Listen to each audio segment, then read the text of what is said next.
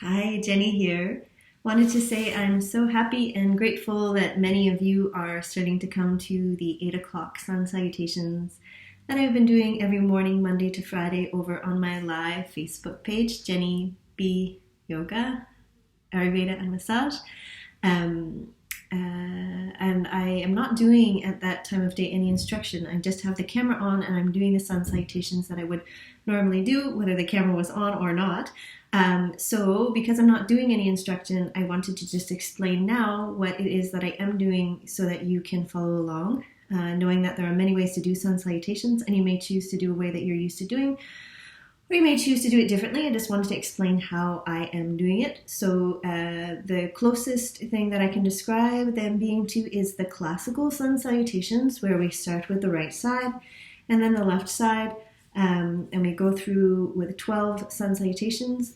That way it kind of feels like 24. There's one thing I do a little bit differently. If you're used to doing these sun salutations, where we come down and we bring down the knees and then the chest and then the chin or the forehead. Instead of that, I'm coming down in a modified Chaturanga. So I'm bringing my knees to the ground and then like a push-up with my elbows pointing toward my feet. I'm coming down and then up into a Cobra. So I'm going to go through and speak as I do these sun salutations if you want to slowly follow along. And if you're new to sun salutations, or if you're finding that you're not able to do it as quickly as I'm doing it in the morning at 8, don't worry about it. Just maybe do 6 of them. Do whatever you can and feel really good about having done it. So we come to the top of the mat. You have your feet about hip distance apart. You have your hands to the heart. This prayer position, palms together. And then, so there's different ways to move the arms. Sometimes you see on the inhale, arms come up. Sometimes you see on the inhale, the arms come out to the side. So I've been tending to the first inhale up, and then on the forward fold, arms out to the side. And then when I come back up, I'm then coming this way. So it's just the habit for some reason I've picked up doing. I don't know that anything is right or wrong. That's just how I've been doing it. So you could always open your arms out to the side, or you could open them up to the sky. Maybe whatever feels better for your shoulder. I just do one of each time. So we'll start hands to the heart. Inhale, arms up. And then we're reaching up to the sky. Get nice and long through the sides of your body.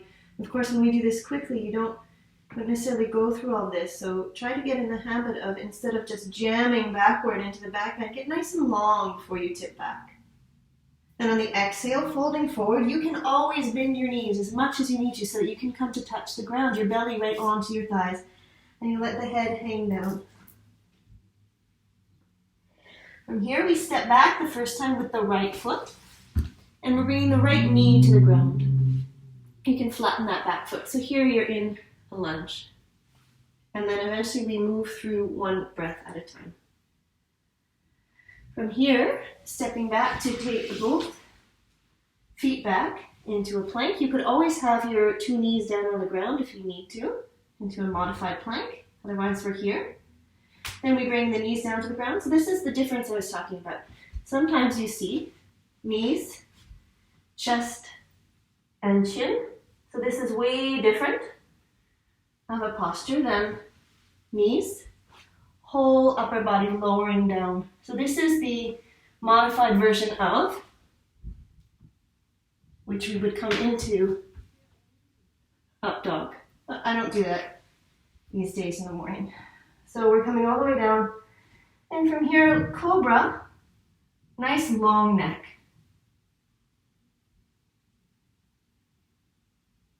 What does that mean? The neck is in line with the spine, so you don't need to look up. Just try to keep even looking down in front of your mat in Cobra. And the back is working here. So if you lift your hands, because cobras and other snakes do not have hands, it's the lower back, which is much of a different thing than something like this, which could be okay if we're warmed up. Okay? From here, we come into downward facing dog. We'll go nice and slowly. I'm shifting the weight back toward like a tabletop position, tucking my toes, and then I'm going to bring my hips back and up. So down dog is one of those kind of positions that we always relate to yoga. You wouldn't be, of course, looking up to the side, you would be looking down. And again, just always respecting your neck. Just be nice and comfortable, head hanging down. So this down dog is very different than, see if I can do it, the way we often see, I don't know if I can even do that, like a rounded kind of, a rounded kind of back, or we sometimes see kind of like this is a down dog, which is like, yeah, there you go, like kind of a half plank. So one way to think about getting a good down dog, if you bend your knees a lot, and then you imagine that you're sitting up on the ceiling, and then this, for example, would be a much better down dog if you're tight in the hamstrings than if you're forcing too much, that you now have to have this kind of thing happening. Okay, so sometimes we get to this with the heels down to the ground eventually. All right, so from here, we're still working on that first half, which is the right side. We're stepping up between the two hands with the right foot, and the left knee is coming to the ground. So we're in that same lunge.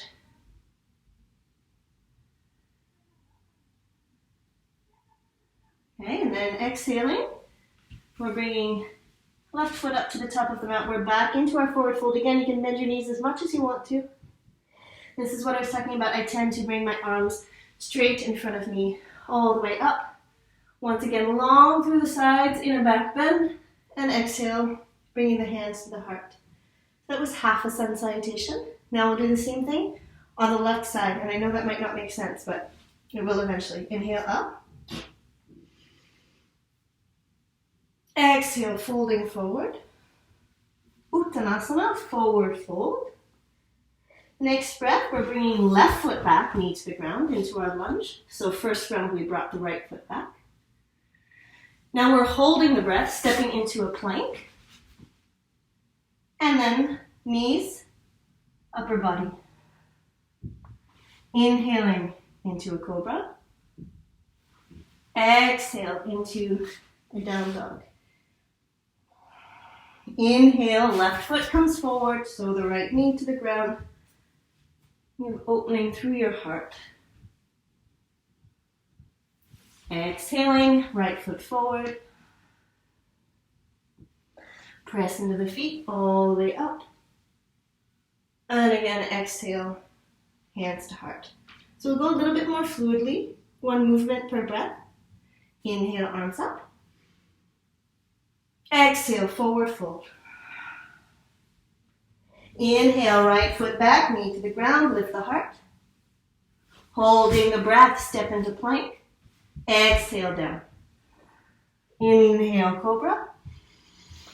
Exhale, downward dog. Inhale, right foot forward. Exhale, left foot forward. Inhale, lift. Exhale. Left side, inhale. Exhale, fold. Inhale, left. Holding the breath into plank. And exhaling down. And cobra. And down dog. And lunge on the left side. And lunge on the right side. Pressing into the feet all the way up. And hands to the heart. Okay, so that was one. So in the morning, I've been starting with alternate nostril breath. And then we've been going to 12 of those sun salutations, which again feels like 24 because we're doing one side, one side. So I hope that's clear. Please feel free to leave a little comment if it's not, or if you have questions. Again, there's many different styles and ways to do sun salutations. I just wanted you to know what I'm up to in case you are closely following along. And some people aren't. Some people are Ashtanga people who are hopping back and forth. But for me, the whole intention of the 8 o'clock sun salutations is just that we're there to support each other and motivate each other to continue or to start on what I think is a very, very important practice. So thank you so much for watching, and hopefully we'll see you Monday to Friday, 8 o'clock.